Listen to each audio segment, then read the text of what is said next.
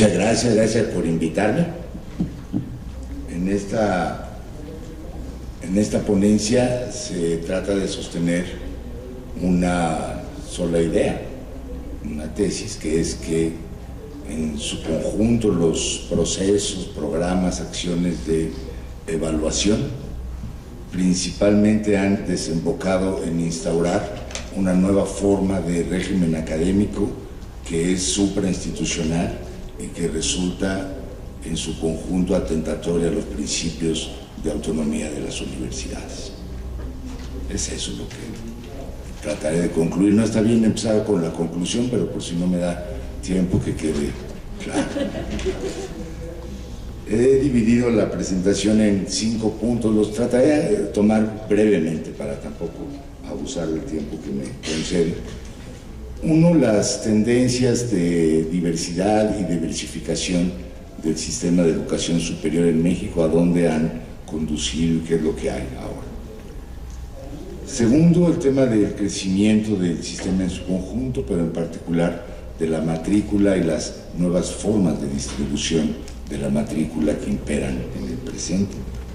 En tercer lugar, los tremendos problemas de coordinación de los componentes del sistema que prevalecen en la actualidad.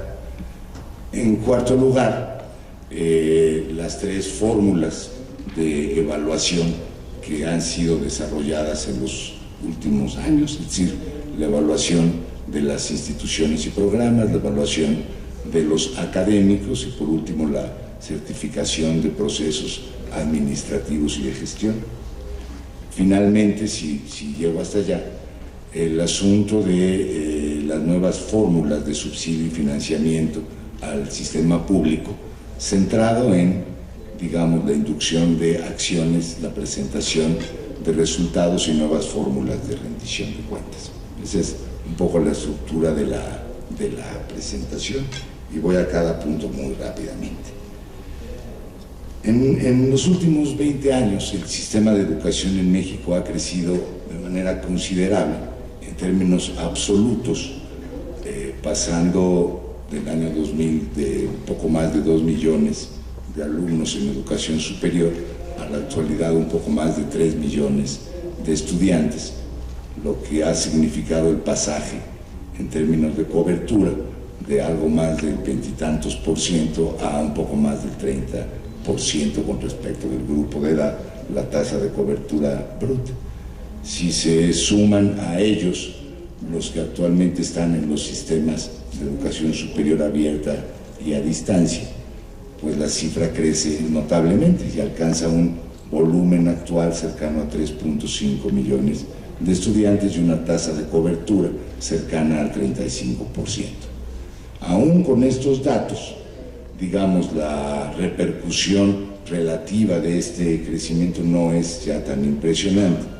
México ocupa la posición 80 y tantos en la lista mundial en términos de cobertura bruta. En realidad nos quedan por debajo los países africanos y de las últimas posiciones en América Latina.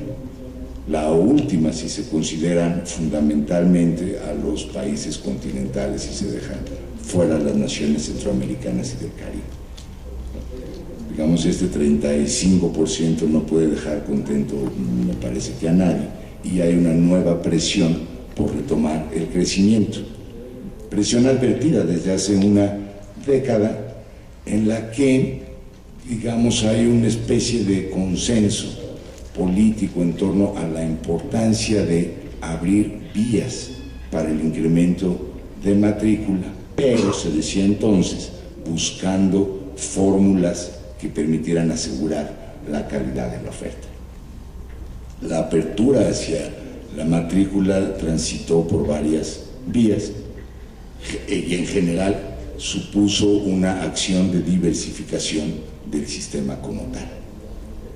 Básicamente esta no se basó en el fortalecimiento de la modalidad de universidades públicas autónomas, sino principalmente a través de la, digamos, consolidación del sistema tecnológico, con la apertura de primero universidades tecnológicas, después politécnicas, interculturales y la multiplicación del subsistema de institutos tecnológicos. En la actualidad, la proporción entre matrícula universitaria y matrícula tecnológica es del orden 60% universitaria y casi 40% tecnológico. Es muy grande ya el subsistema tecnológico. Además de esto, a partir del régimen del presidente Zedillo, una gran apertura a la inversión privada. Si hubo una política pública predominante en los 90 fue esta, aunque fue más bien una política por omisión que a través del desarrollo de instrumentos. Esta facilitación procedió, digamos, de manera permisiva, permitiendo la instalación de todo tipo de instituciones privadas, pero sobre todo dando incentivos directos a través del régimen fiscal.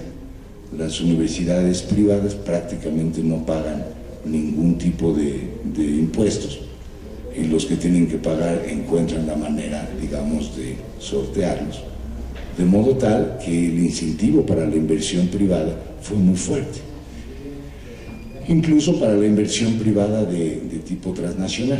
México es uno de los países con mayor inversión privada transnacional en educación superior.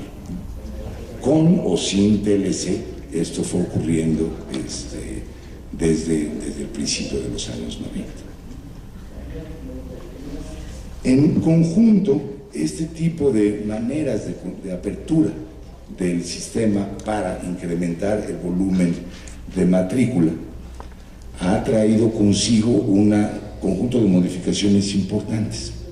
Por ejemplo, en términos de la distribución por carreras profesionales.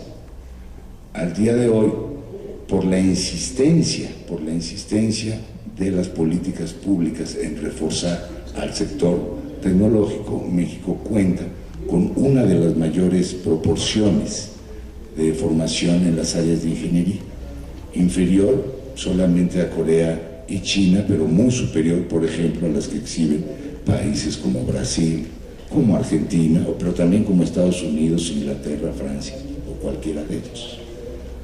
Con un pequeño problema, que se ha robustecido la formación tecnológica, el número de ingenieros que están estudiando estas especialidades y el número de egresados de las carreras y titulados, pero sin contar con un sector manufacturero o tecnológico con la capacidad de absorberlos, ¿no? Básicamente es eso. Otro tipo de formaciones, sobre todo las del sector salud y principalmente las del área científica y humanística, han ido decreciendo en su presencia en estas distribuciones. Como les decía, el acompañamiento de estas políticas expansivas fue una insistencia en fincar un sistema de evaluación que permitiera el control cualitativo del crecimiento. Este se hizo de varias maneras. Si ha habido una política de Estado en educación superior, ha sido justamente la que recae en evaluación. Y el modelo mexicano ha sido fundamentalmente el de experimentar primero y después corregir si se puede y después tratar de recoger los pedazos. Se hicieron bajo la fórmula de asociación civil, es decir, no bajo la forma de instituciones gubernamentales como tales, nuevas agencias de evaluación. La primera, los comités interinstitucionales para la evaluación de la educación superior, los CIES, que transitaron ya por varias etapas. Una primera que era muy sencilla y quizás favorable, la de dedicarse única y exclusivamente a la evaluación de tipo diagnóstico de los programas y entregar a los responsables de las universidades, a los rectores, los resultados de esas evaluaciones para que hicieran, si es el caso, las correcciones allí indicadas. De ese modelo básicamente diagnóstico se ha ido transitando a través de los CIES a modelos más penetrantes, es decir, los programas, por ejemplo, que reciben una evaluación de nivel 1, es decir, aquella que dice, según el grupo de pares, que el programa es correcto y que tiene calidad, reciben apoyos a través de fondos gubernamentales, y hay también estímulos para que las instituciones en sus programas se evalúen a través de esa fórmula. Otros programas de financiamiento están precisamente asociados a participar o a recibir evaluaciones a través de esta fórmula. Los CIES fueron instalados desde principios de los años, a mediados de los años 90, y a la fecha son, digamos, un elemento constitutivo del sistema de evaluación, aunque apenas hace un par de años contaron ya con personalidad jurídica propia. Era algo que existía, no se sabía bien de dónde llegaban los fondos, en realidad eran participaciones gubernamentales siempre para hacer las evaluaciones, y así han venido trabajando. Existen en la actualidad aproximadamente 3.000 evaluadores que participan en este sistema. Como ya la mayoría de los programas universitarios fueron evaluados por los CIES, el modelo de evaluación por pares ha pasado ya al sistema tecnológico. Junto con el anterior, desde mediados de los 90 y en la perspectiva de la apertura comercial de México, Tratado de Libre Comercio, se insistió en la necesidad de implantar una fórmula de acreditación de programas al estilo de la estadounidense. Esa fórmula, la de buscar acreditación de tipo trinacional, ha sido uno de los mayores fracasos de política pública que hemos tenido. Simple y para acabar pronto, no funcionó y punto. Digamos, 20 años de esfuerzo de los comités trinacionales para encontrar la fórmula que permitiera el reconocimiento de un programa por 3 países, ¿no?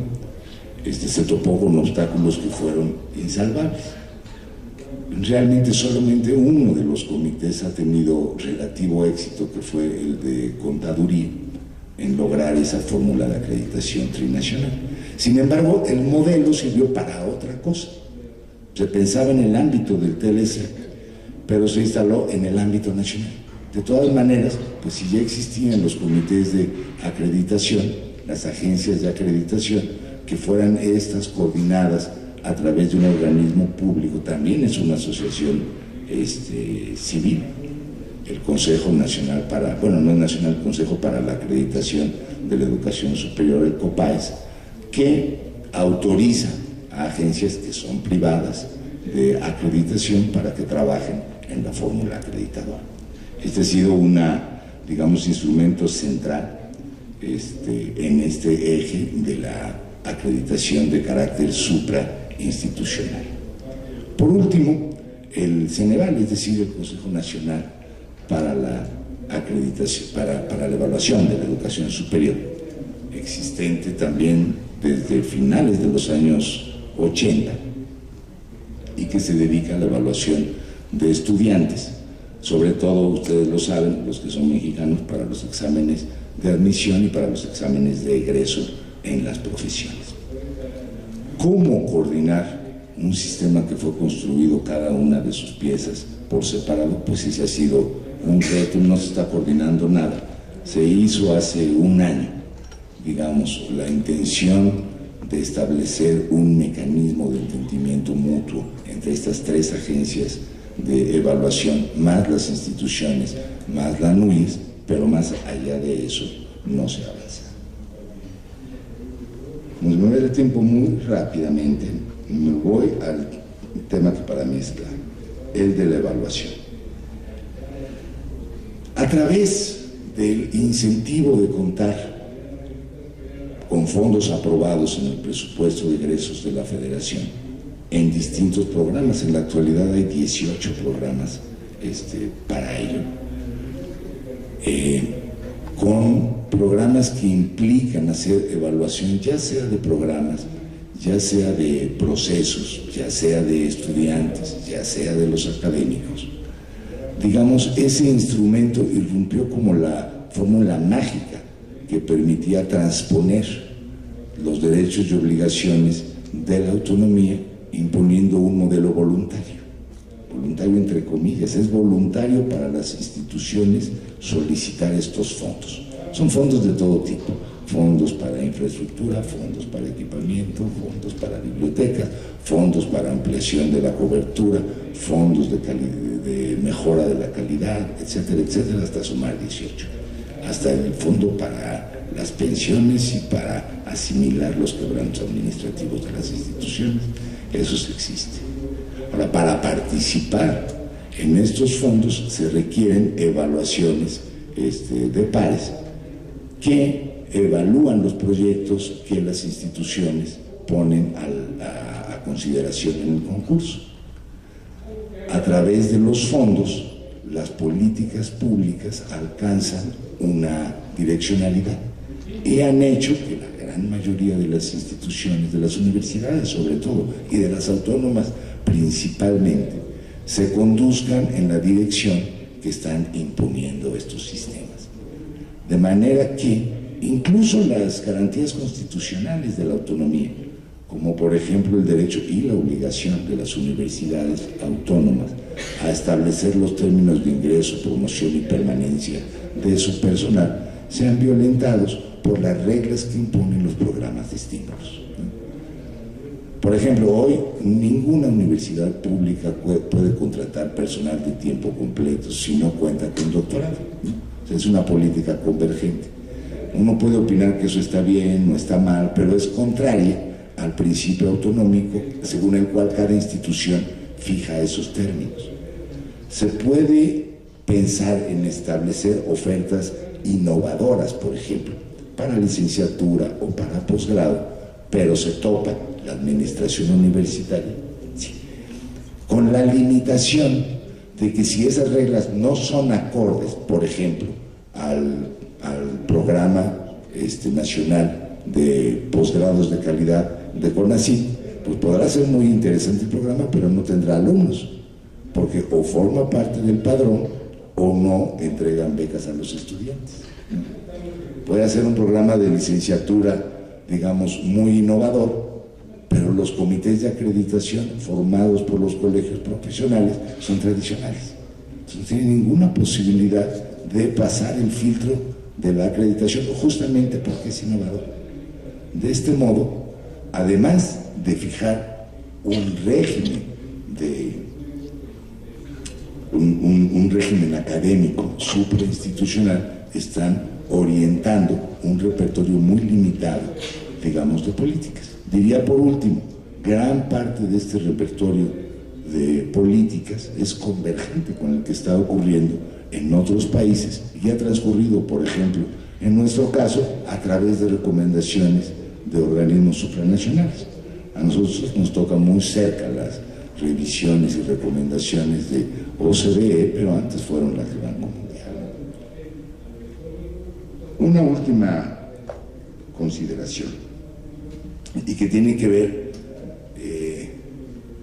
con este asunto de la autonomía. Hoy, como ustedes saben, hay un conflicto muy fuerte de la Universidad Autónoma de la Ciudad de México. He tenido ocasión de seguir ese conflicto.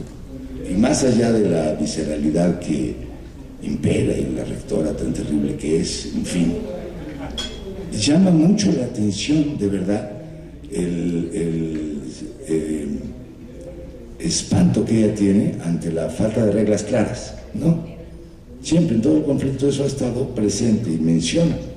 Dice, es que esta es una universidad sin reglas, es un pantano en el que si alguien se mueve se hunde, etcétera, etcétera, etcétera.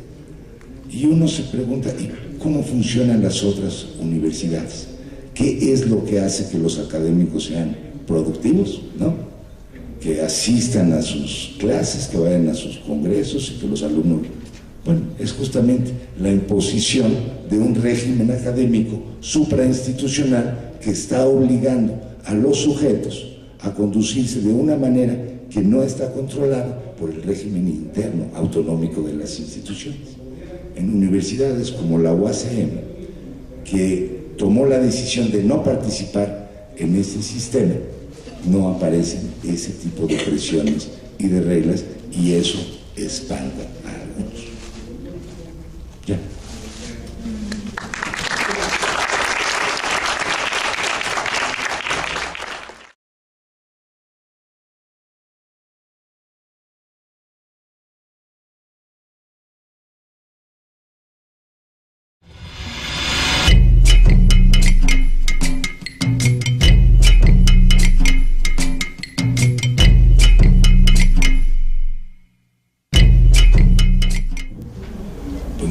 Gracias por invitarme.